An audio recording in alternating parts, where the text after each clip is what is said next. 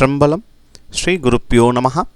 சோபகிருத்து வருட பங்குனி மாதம் மார்ச் 14 முதல் ஏப்ரல் 13, 2024 நவக்கிரக நிலைகளை பார்ப்போம். சூரிய பகவான் கும்ப ராசியில் இருந்து மீன ராசிக்கு சென்று ராகு மற்றும் புத பகவானுடன் இணைகிறார். செவ்வாய் பகவான் மகர ராசியில் இருந்து சனி மற்றும் சுக்கிரனுடன் கும்பராசியில் இணைகிறார். ஏப்ரல் மாதம் 1ஆம் தேதி சுக்கிர பகவான் கும்ப ராசியில் இருந்து மீன ராசிக்கு சென்று உச்சம் அடைகிறார். சனி பகவான் தனது சொந்த வீடான கும்பத்தில் ஆட்சி பெற்றும், புத பகவான் மீனத்தில் நீச்சமடைந்தும், குரு பகவான் மேஷ ராசியிலும், ராகு பகவான் மீனத்திலும், கேது பகவான் கன்னி ராசியிலும் இந்த மாதம் முழுவதும் உள்ளனர். மகரம், கும்பம், மீன ராசிக்கான பங்குனி மாத ராசி பலனை விரிவாக பார்ப்போம். மகர ராசி அன்பர்களே, இந்த பங்குனி மாதம் உங்கள் ராசிநாதன் சனி பகவான் 2ஆம் வீடான கும்பராசியில் ஆட்சி பெற்று பாதசனியாக அமர்ந்து உள்ளார். மேலும் உங்கள் சுக லாபாதிபதியான செவ்வாய் பகவானும் அவருடன் இணைந்து பயணிக்கிறார். செவ்வாய் சனி சேர்க்கை பொதுவாக நன்மை அளிப்பதில்லை என்றாலும் உங்களுக்கு இது சாதகமான பலன்களை அளிக்கும்.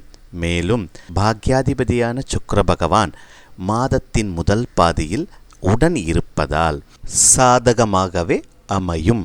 இந்த காலகட்டத்தில் பேச்சிலும் மற்றும் பண விஷயங்களிலும் சற்று கவனமாக இருப்பது மேன்மை தரும்.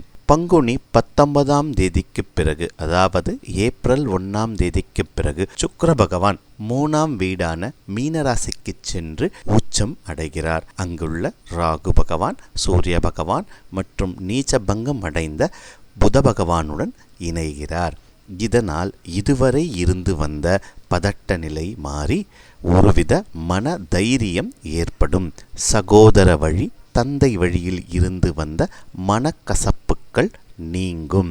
முக்கியமாக பேச்சில் எடுத்தோம் கவுத்தோம் என்று இல்லாமல் கவனமாக இருப்பது எல்லா வகையிலும் நன்மையை பயக்கும். 8ஆம் பாவத்தில் சனி செவ்வாயின் பார்வை விழுவதால் ஷேர் மார்க்கெட், ஸ்பெக்குலேஷன் முதலிய முதலீட்டுக்களை தவிர்ப்பது நல்லது. மேலும் ஜாமீன் கையெழுத்து போடுவதை முற்றிலும் தவிர்க்க வேண்டும். 4ஆம் பாவமான மேஷ ராசியில் குரு பகவான் அமர்ந்து அவருடைய பார்வை 8, 10, 12ஆம் வீடுகளில் விழுவதால் இதுவரை இருந்து வந்த வீண் விரயம் குறைந்து சுப விரயங்கள் ஏற்படும். மேலும் வேலை நிமித்த பயணங்கள் ஏற்றம் தரும். வரவிருந்த பண பாக்கிகள் ஏப்ரல் 1ஆம் தேதிக்கு பிறகு வந்து சேரும். இந்த மாதம் குலதெய்வ வழிபாடு மற்றும் பித்ரு வழிபாடு மேன்மையை தரும். மேலும் திங்கட்கிழமைகளில் சிவபெருமானை வழிபடுவது நன்மை பயக்கும். மொத்தத்தில் இந்த பங்குனி மாதம் மகர ராசி அன்பர்களுக்கு இதுவரை இருந்து வந்த தடைகள் நீங்கி அனைத்து வகையிலும் இன்ப நிலை ஏற்பட ஆரம்பிக்கும். கும்பராசி அன்பர்களே, இந்த பங்குனி மாதம் உங்கள் ராசிநாதன் சனி பகவான் கும்பராசியில் ஆட்சி பெற்று ஜென்ம சனியாக சுக்கிர பகவானுடன் மேலும் செவ்வாய் பகவானுடன் சஞ்சரிக்கிறார். இதனால் வண்டி வாகன பயணத்தின் போது மிகவும் எச்சரிக்கை தேவைப்படுகிறது. யோசிக்காமல் ஒரு விஷயத்தில் இறங்குவதை தவிர்ப்பது நல்லது. குடும்பத்தில் கோபத்தை தவிர்த்துக் கொள்வது மேலும் நன்மை பயக்கும். மற்றும் தேவையில்லாத செலவுகளை குறைத்து கொள்வது ஏற்றத்தை தரும். எதிர்பாலினர் உடனான நட்பில் கவனம் தேவை. பங்குனி மாதம் 19ஆம் தேதிக்கு பிறகு, அதாவது ஏப்ரல் 1ஆம் தேதிக்கு பிறகு சுக்கிர பகவான் மீன ராசிக்கு சென்று உச்சம் அடைகிறார். மற்றும் அங்கு உள்ள ராகு பகவான், சூரிய பகவான் மற்றும் நீச்சம் பங்கம் அடைந்த புத பகவானுடன் சேர்கிறார். இதனால் பண விஷயத்தில் நிதானம் தேவை. குடும்ப உறுப்பினர்களுடனான வாக்குவாதத்தை முற்றிலும் தவிர்ப்பது நிம்மதியை தரும். தனக்கு எல்லாம் தெரியும் என்ற போக்கை மாற்றிக்கொள்வது எல்லா வகையிலும் ஏற்றத்தை தரும்.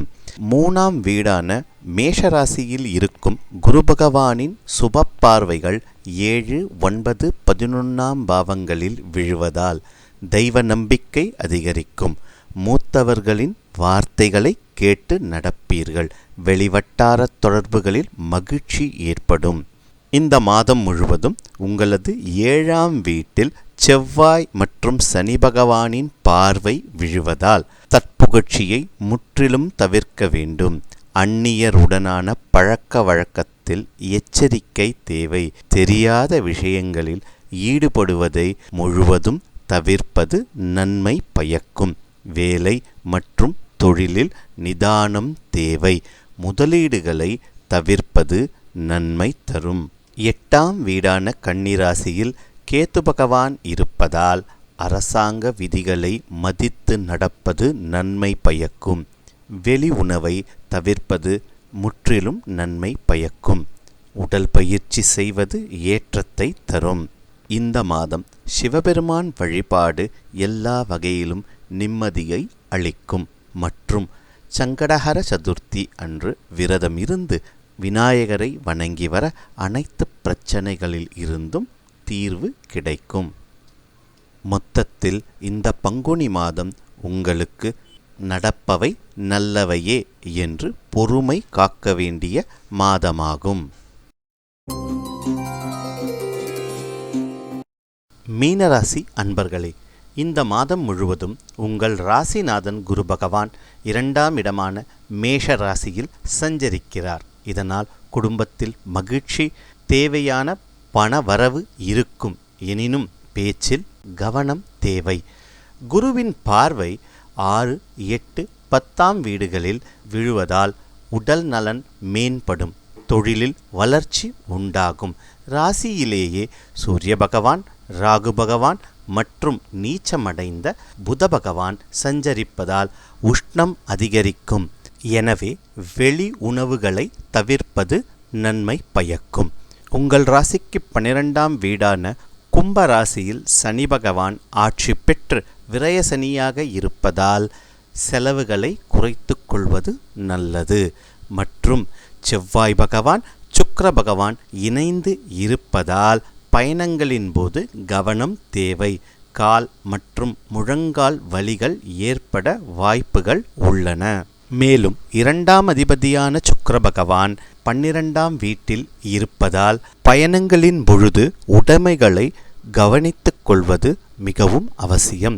செலவுகளை கட்டுப்பாட்டில் வைத்துக் கொள்வது நன்மை தரும். கேது பகவான் 7ஆம் வீடான கன்னிராசியில் சஞ்சரிப்பதால் கணவன் மனைவிக்குள் கருத்து வேறுபாடுகள் ஏற்பட வாய்ப்புகள் அதிகம். எனவே விட்டு கொடுத்து போவது உறவில் மேன்மை ஏற்படுத்தும். பங்குனி மாதம் 19ஆம் தேதிக்கு பிறகு 8ஆம் அதிபதியான சுக்கிர பகவான் ராசிக்குள் வந்து உச்சம் அடைகிறார். எனவே உடல் நலனில் கவனம் தேவை. உடல் பயிற்சி மிக அவசியம். மற்றும் தேவை இல்லாத மருந்துகளை தவிர்ப்பது நல்லது. இந்த மாதம் சூரிய பகவான் வழிபாடு உடல் நலனை மேம்படுத்தும். மற்றும் செவ்வாய்க்கிழமைகளில் ராகு காலத்தில் துர்க்கை அம்மனுக்கு விளக்கேற்றி வழிபட்டு வர உடல் நலம் மேல்வோங்கும். மொத்தத்தில் இந்த பங்குனி மாதம் உங்களுக்கு நல்லது தீயதை பிரித்து பார்த்து நடந்து கொள்ள வேண்டிய மாதமாக அமையும். மீண்டும் அடுத்து ஒரு ஜோதிட பதிவில் சந்திக்கலாம். ஆதரவு அளித்த அனைவருக்கும் நன்றி. நன்றிகளுடன் ஸ்ரீங்கன் வி. பிரபாகரன்.